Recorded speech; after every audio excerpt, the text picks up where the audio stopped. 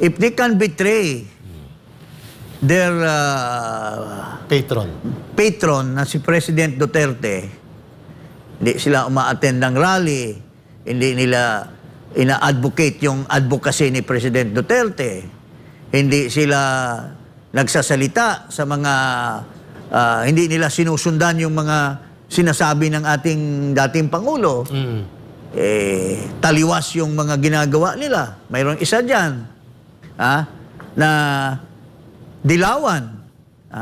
In fact, this guy, noong tumatakbo pa ito sa mga dilawan, na-bullshit ito ng mga dilawan dahil nagdadala ng mga malaswang babae doon sa stage. Doon sa stage. And he was kicked out.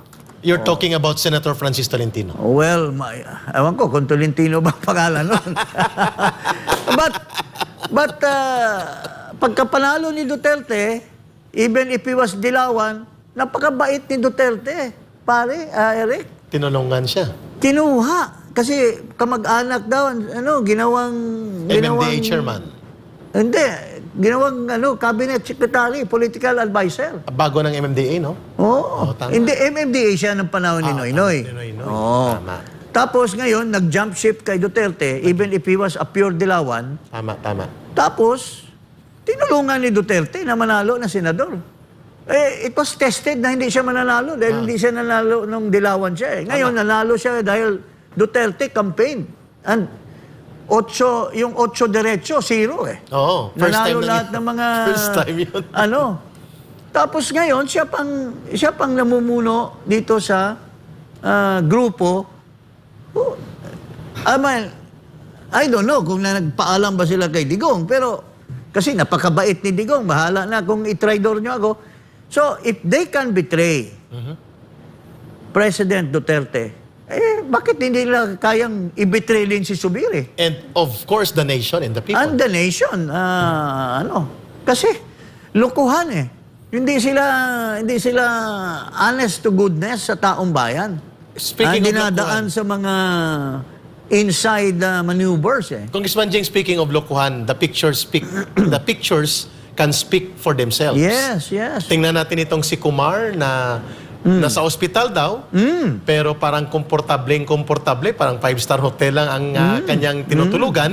Si Chis Escudero at si Kumar po, Congressman Jing, ay kasakasama si Senator Chis Escudero, chami-chami, si Senator Jinggoy Estrada, yung Picoy, at si Picoy, tingnan mo.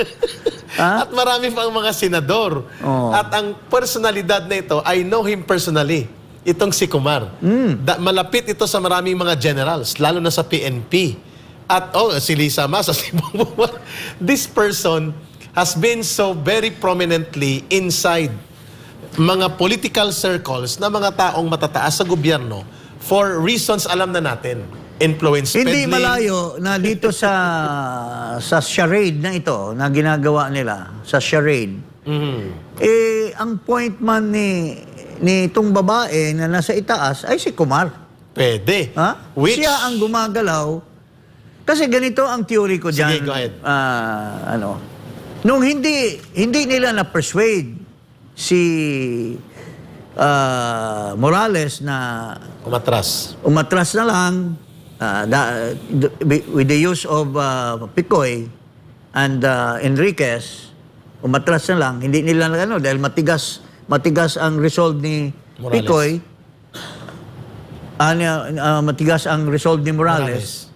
They had to go to the second option, which is sila na Jinggoy and Escudero ang gagalaw. Tanggalan siya ng forum sa Senado. Oo. Klaro. Kasi doon sana, sa atin lang yung paggawa, tatakutin si Morales ni Picoy. Pero Kumar is still in command of the Special operations. special operation. Being the campaign donor. Malamang. Campaign donor. Nasa SOSE yan Lumabas ang pangalan pala. Okay, inamin na rin campaign pala. donor yan. And who is Kumar? Kilalang kilala ko yan, pare. Ako, when I was daming legal kilala ko counsel of BACC, Ay, tama. Nagsama kayo. kasama namin yan. Kaya nga yung BACC, di ko na nga alam ngayon. Yung panahon ni Dante, BACC is BACC. Talagang Crusader. crusader yan. Pero hindi ko alam ngayon. Tama, I know. Kung ang treasurer nila ay itong Kumar, you'll see the result. Di Kaya ba? pala.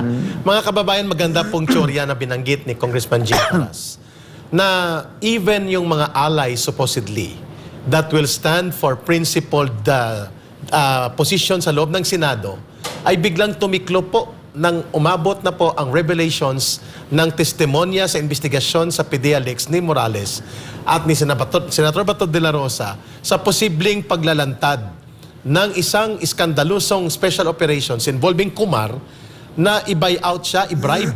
Sabi ni Congressman Jing, special ops ito, dumaan kay Romeo Enriquez at pumunta pati kay Picoy, kay Eric Santiago, na siyang naririnig sa mga CCTV audio recording and CCTV video footage.